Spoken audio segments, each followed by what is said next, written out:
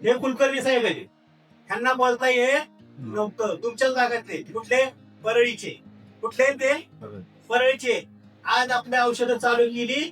आज बघा ते बोलाय बी लागले आणि त्यांचं लग्न बी झालं. बोला येत नव्हतं म्हणून लग्न होत नव्हतं. काय होत नव्हतं? त्याच्यापेक्षा पुण्याचं काम काय आहे बघा. आपण जे काम करतोय ना ते काय करतोय आज बघा. आज सर तुम्हाला बोलून लावणार आहे. नाव सांगा तुमचं सर. बघा लागलं का बोला. किती दिवस झाला आपण औषध घेतोय? 5 महिने झाले. 5 महिन्याला आपण औषध घेतोय. त्या 5 महिन्यामध्ये जर त्यांना बोला यायला लागलंय तर ह्याच्यासाठी आश्चर्यकारक औषध आहेत का? औषधाचा रिझल्ट आहे का नाही? बरोबर आहे.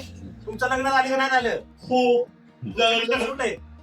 बोला विषयला या इकडं. आज आपली मेडिसिन घेतल्यामुळं ज्या माणसाला बोलायला येत नव्हतं ते बोलायला लागले. ते परळी वैजनाथचे. बरोबर आहे. आणि ह्याने बोलायला येत नव्हतं म्हणून चांगल्या कुटुंबातले त्यांचे आई वडील शिक्षक आहेत. बरोबर आहे. ब्राह्मण समाजाचे हे आहेत.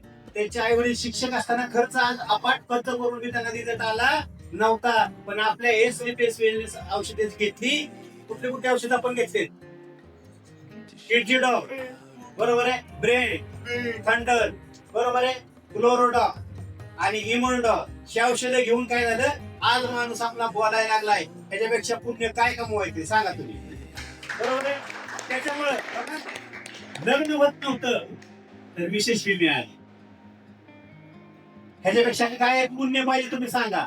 हे पुण्य तुम्हाला मिळालं. ज्यांनी ह्या माणसांना आणलं त्याला पुण्य मिळालं का शाप मिळाला?